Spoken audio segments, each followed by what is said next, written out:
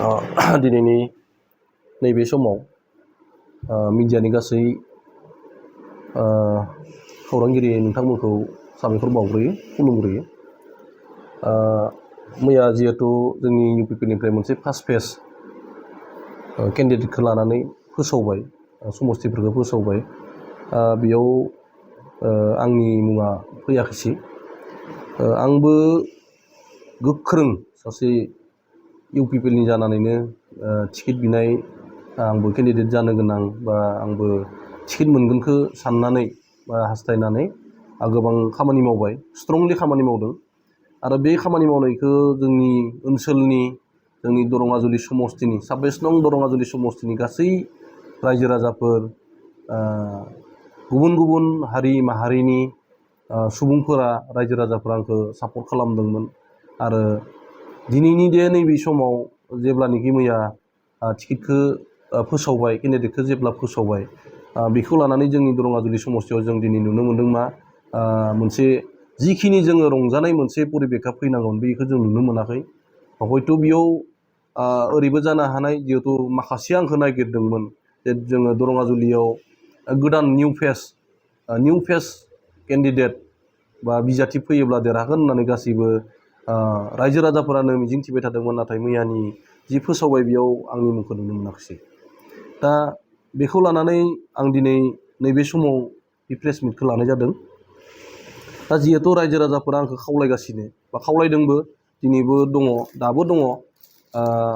आं भिजुवेलखौ दा नैबे समाव देखायथ'ला, दङ दाबो। जोंनि इयुथफोर दङ, जोंनि इन्टेलेक्सुयेलफोरा दङ, आंखौ फनजोंबो गोबां आं माने ओरैबायदि अबस्थायाव दङ दा रिसिभ खालामख' हायाखै आरो फनखौ। माने गासैखौबो मा एन्सार होनो नैबे समाव। जियानो जादोंला जोङो रायज्लायनानै मोनसे डिसिसन लादों मा, जिहेतु माने जिथु बिसायख'थिया बयहाबो जिथु मोन्थाय दङ, हारसिं गेलेनोबो मोन्थाय दङ। बेनिखायनो जोङो मोनसे डिसिसन लानानै जे नमिनेसन होनायखौ बा उदां बिजाथि महरै माने गेलेनो होननानै बा थिरांथा लानाय जादों। जोङो जेब्लानोखि जोङो नमिनेसननि डेटआ फैगोन, अब्लाना जोङो लैहोर थांनानै जोंनि रायजो राजाफोरा आंखौ जिहेतु खावलायदों गासैबो ओंखारगोन। जायफोरा फोथाया, आंनि जिखिनि फेसबुक पेज दङ बेयाव नायबाबो नुगोन आंनि खामानि मावनाय, रायजो राजानि आंखौ जि सापर्ट खालामनाय, बेखौ नोंथांमोना नायबानो नुगोन। आं बेखिनि जिखिनि आं जायगाफोराव आं हेल्प खालामबाय, जिखिनि सुबुंफोरजों आं रायज्लायनानै मोनसे मोजां परिबेकखौ मोननो हादोंमोन, मोजां मोनसे थासारिखौ जोङो नुनो मोन्दोंमोन। बेनिखायनो जों डिसिसन लाबाय, नमिनेसनखौ होनायखौनो जों थिरांथा खालामबाय। आरो उदां बिजाथि महरै 26 नं दरङाजुलिनिफ्राय आं बिजाथि महरै गसंदों। बबेबा दोलोआ नोंथांखौ खावलायोबा नोंथाङा थाङो नामा? आं बिदि नैबे समाव माने मैयासो फोसावबाय, दिनै बे डिसिसनखौ आं लाथ'वाखै। आं जायखिजाया आङो नमिनेसन होनायखौ आं फिक्स खालामथ'बाय, जोङो रायज्लायनानै उदां बिजाथि महरै गाव हारसिंनो आं रायजो राजा थाखागोन, रायजो राजानि खावलायनाय। जिहेथु जोङो दरङाजुलियाव जोङो ओरैनो साहा खोला बायदि मोनो आरो गोलाव, एसे गोलाव साइसनि जोंनि समस्थिया। दा जोङो खोला पार्टआव जोंहा खमैबो 13,000सो 14,000सो भट दङ आरो बेखिनिखौ जों खोला पार्ट बायदि मोनना लायो। बा गासैबो गावखौबो जायफोरा जोंनि बेखिनियाव माबायाव नैबेखिनि 13-14,000आव गोलैना दङ बे सुबुंफोरा, भटारफोरा गावखौनो खोला बायदि मोनना लायो आरो बेखिनि। जिहेतु 17 बोसोर थांनायनि उनाव दिनैसिम जोंनि बै खोला ओनसोलाव जिहेतु सासेबो केन्डिडेट मोनाखिसै जोङो। बिपिएफनि समावबो मोनाखै, इउपिपिएलनि समावबो मोनाखै। नैबे समाव जिहेतु आं स्ट्रंलि ओंखारबाय, बिनिखायनो बे खेबाव खोला पार्टनि जिहेतु जोङो गोदानै बे खेबावसो जोङो बिजाथि मोनसिगोन होननानै मानसिफोरा आंखौनो गोबां सापर्ट खालामदोंमोन। आरो आं सानो बेयाव खमैबो नैथिं बे साइडआव जुदि केन्डिडेटखौ जुदि आं मोननायमोनब्ला इउपिपिएलनिफ्राय खमैबो आङो 70-80% भटखौ आंनो मोनगौमोन आरो गोबां बिपिएफनि वार्कारफोराबो माने निउट्रेल जाना दंखाजोबोमोन जे नोंथाङा टिकेट मोननाय लोगो लोगोनो जोङो टिकेट फोसावनाय लोगो लोगोनो जोङो नोंथांजों थांजोबगोन, जों हेल्प खालामगोन।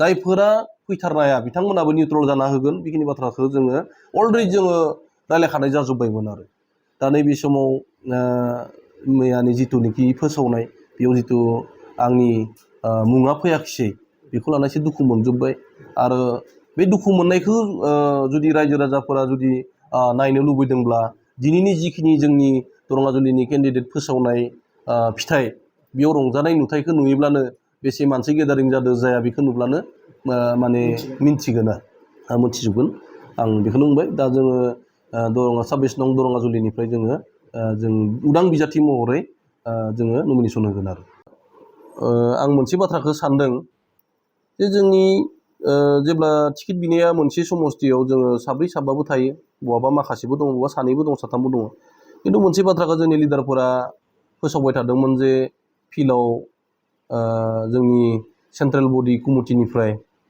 सार्भे खालामनो थाखाय फिल्ड सार्भे खालामनो थाखाय मानसि हगार हरदों बिदिनो माबायाव गामि गामि दङ माने मानसिफोरखौ जेनेबा खौरां लानाय जोहै जे फिल्डखौ सार्भे खालामबाय थादों होननानै बे फिल्डखौ जुदि हसाके बा नंथारगौब्ला बे फिल्डखौ सार्भे खालामनो हगार हरनाया जुदि नंथारगौब्ला दिनैथ' आंनि मुङा फैनांगौ दाबो गोदानै जुदि दाबो फोथायाब्ला दाबो जुदि सार्भे खालामारोब्ला रिपर्टखौ खिन्थु आंनिखौ बांसिन मोनगोन आरो आं बुंनाय बाथ्रा नङा रायजो राजानि गासै जिखिनि आं गामि गामि बेरायना जिखिनि रिपर्ट मोनबाय बेखौ मोननानै बाथ्राखौ आङो बुंनाय जादों आरो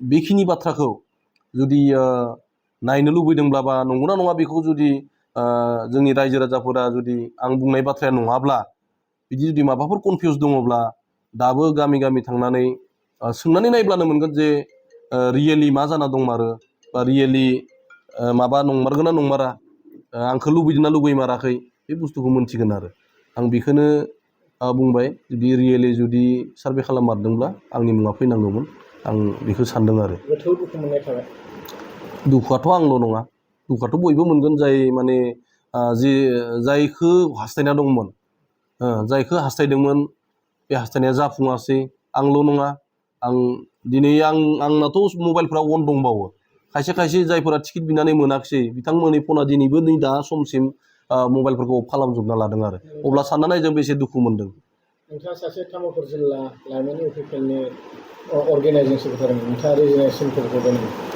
आङो तामुलपुर डिस्ट्रिक्ट इउथनि इउपिपिएलनि आं अर्गेनाइजिं सेक्रेटारि आरो लोगोसे बिदिनो आं जोंनि XNDB वेलफेयार एस'सिएसननिबो आङो तामुलपुर डिस्ट्रिक्टनि प्रेसिडेन्ट आरो आङो जोंनि बिसा बड' सिनि आर्टिस्ट एस'सिएसननिबो आं तामुलपुर डिस्ट्रिक्टनि आङो प्रेसिडेन्ट थ' आङो गासै जिखिनि जोङो मावबोनाय बेखिनिखौ लानानै नायोब्लाबो रायजो राजाफ्रा बुजि मोनगोन जे आङो रियेलि आं खामानि मावनाया आंनिया जायो ना जाया बा आं माबायदि खामानि मावो रायजो राजाफोरजों आं बेसे गोथौयै रायज्लायलायो ग्रासरुट लेभेलजों आं बोरै बेखौ रिसार्च खालामोबा मोजाङै जुदि सार्भे खालामारोबा सारमोना बा जोंनि गोजौनि इउपिपिएलनि जायफोर सेन्ट्रेल लिडारफोर दङ बिथांमोना मोनथिगोन आरो